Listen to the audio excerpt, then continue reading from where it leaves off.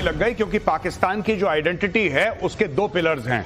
पहली बात, apart from the Islamic identity, एक उनके न्यूक्लियर वेपन्स है और दूसरा कश्मीर है, और इसके बिना पाकिस्तान अधूरा। आप ये देखिए, राजनाथ सिंह जी गए हैं, ये देखो भाई, ये हुंकार है।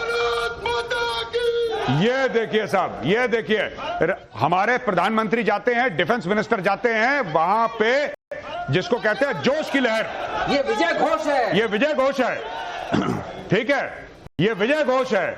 और अगर आप पाकिस्तान को देखेंगे, वो मातम है। क्यों सब ऐसे मुंह जैसे, पता नहीं किसी ने, कोई घर में पता नहीं किसका क्या हो गया, कुछ परेशानी हो गई है ना, पता लगा कि आसिम मुनीर के पथरी निकल गई। I don't know what is the matter, मुझे नहीं पता। ये इस तरह का मातम इधर हो रहा है जय घोष, और वहां बोल रहे हैं पूरी दुनिया से झूठ, लेकिन नहीं है अफसोस। जरा देखिए पाकिस्तान को राजनाथ की सीधी चेतावनी, हमारे टारगेट पर पाकिस्तान का हर कोना है, कर लो तुम, इस्लामाबाद कर लो आप। अभी ट्रेलर दिखाया, पूरी पिक्चर भी दिखा देंगे, कहा राजनाथ सिंह ने। पाकिस्तान अभी प्रोबेशन पर है, राजनाथ ने कहा एक गलती तो अंजाम बहुत बुरा होगा। पाकिस्तान को आर्थिक मदद टेरर फंडिंग से कम नहीं है। इस तरीके से उन्होंने उन तमाम संस्थाओं को भी लपेटा है, आईना दिखाया है, जिन्होंने पाकिस्तान को फंड करने के बारे में तब भी नहीं सोचा, जब वो देख रहे हैं कि लगातार वो आतंकवाद को पूरी दुनिया में फैलाने वाला एक तरीके से नासूर बन गया है।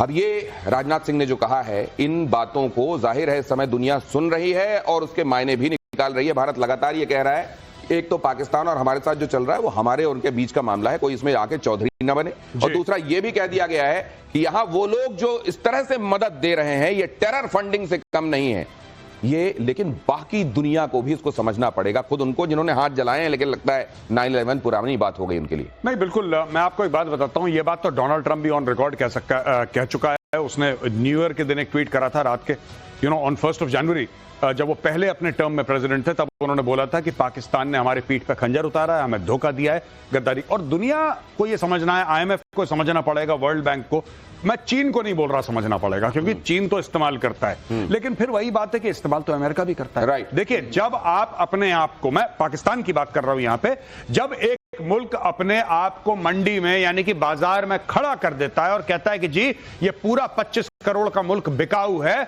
लगाओ बोली, तो कोई ना कोई तो बोली लगाने के लिए तैयार हो जाएगा। 25 करोड़ गुलाम किसको बुरे लग रहे हैं? 25 करोड़ गुलाम बोली के लिए मंडी में खड़े हुए हैं कि लो खरीदो हमको। और पाकिस्तान को IMF फंडिंग पर अमेरिका में विरोध भी हो रहा है, खुद अमेरिकी विरोध कर रहे हैं, और वो भी साधारण अमेरिकी नहीं। पेंटागन के पूर्व ऑफिसर माइकल रूबिन ने इस पर आपत्ति जताई है। $1 अरब के बेल आउट को नहीं रोकने के लिए ट्रंप प्रशासन की कड़ी आलोचना की है, एक तरीके से लताड़ा है ये।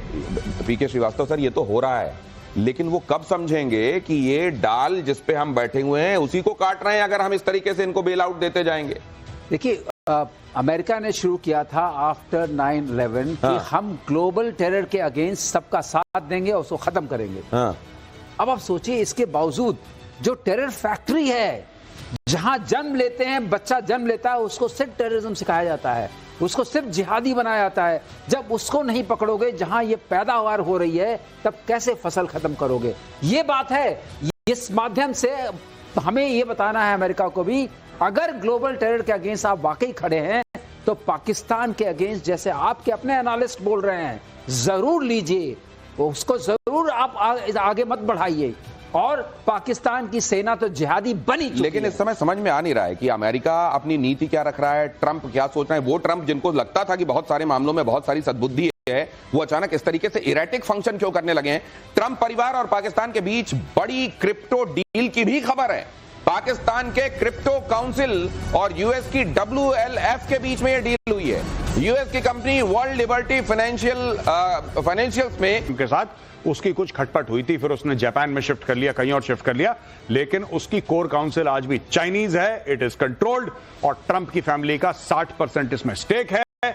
और ये अब मैं बता रहा हूं, ये क्रिप्टो के थ्रू ना, अब क्रिप्टो के थ्रू, ये आपने नार्को टेररिज्म तो सुना है, अब आएगा क्रिप्टो टेररिज्म, आप देख लेना।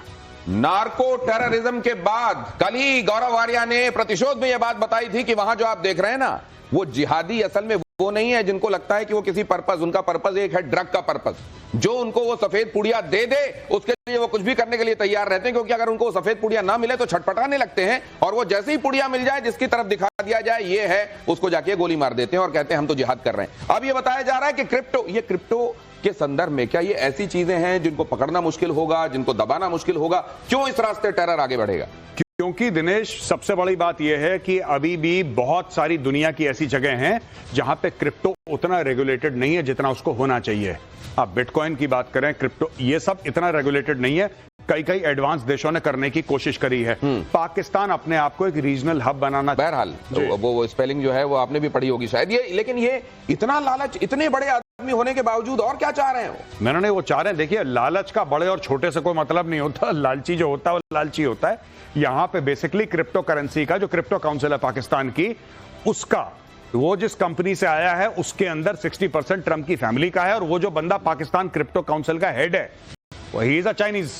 लीजिए ये घालमेल देख लीजिए, और अगर इस तरह का घालमेल आप रखेंगे और उसके बाद ये आप उम्मीद करेंगे कि नहीं दुनिया में सब कुछ ठीक होना चाहिए और वो बड़ी बड़ी बातें करेंगे, तो वो खोखले होने के अलावा और क्या होंगी?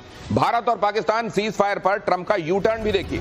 मैंने दोनों देशों के बीच मध्यस्थता नहीं कराई, मैंने समझाया, सुलझाने में मदद की। ट्रंप बहुत ये कह रहे हैं कि तनावपूर्ण स्थिति होती जा रही थी और इसीलिए इस समस्या से निपटने के लिए मैंने के बाद भारत पाकिस्तान सीज फायर पर सहमत हुए हैं। नेक्स्ट दिखाइए, ये किस किस तरीके से बयान बदलते जा रहे हैं, मैं तारीख के साथ दिखा रहा हूं। 11 मई, खुशी है कि अमेरिका इस ऐतिहासिक और साहसी फैसले तक पहुंचने में आपकी मदद कर सका। ये पता नहीं कौन इनको और इनके शब्द देखिए, ऐसी जलेबी बनाते हैं उन शब्दों से कि आप उसका शीरा निकालते रह जाएंगे। दोनों देशों के बीच सीज फायर में मध्यस्थता के लिए मैंने काफी हद तक बिजनेस का इस्तेमाल किया, और जैसे ही मैंने बिजनेस की बात की दोनों रजामंद हो गए। 15 मई, ये 13 मई को कहा, 15 मई को कहा भारत पाकिस्तान के बीच मध्यस्थता नहीं कराई, मैंने दोनों देशों के बीच में तनाव का समाधान निकालने में मदद की। ये जो जलेबियां बनाई जा रही हैं, ये क्यों बनाई जा रही हैं, और ये जो घालमेल चल रहा है, इसकी परिणति, इसका कल्मिनेशन आप क्या देखते हैं?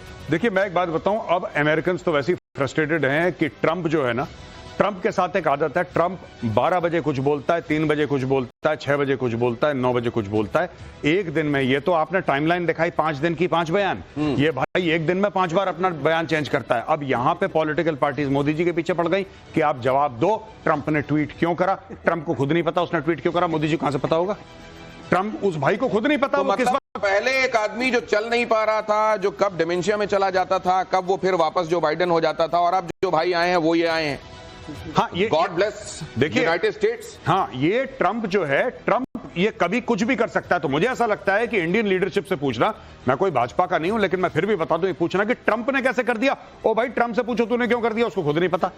वो देखिए ना, सिंपल सी बात है, मैं मजाक नहीं कर रहा, इट्स वेरी सीरियस। ट्रंप उठता है, कॉफी पीता है, ट्रंप अपना फोन लेता है, ट्रंप ट्वीट करता है, कल से चाइना के ऊपर 240 दुनिया का ट्विटर पे अनाउंस कर रहा है। ये तो मेरे को लगता है कि हम कई बार कहते हैं कि अमेरिका में जो प्रेसिडेंशियल डेमोक्रेसी का फॉर्म है वो होना चाहिए क्या, देखिए वहां किस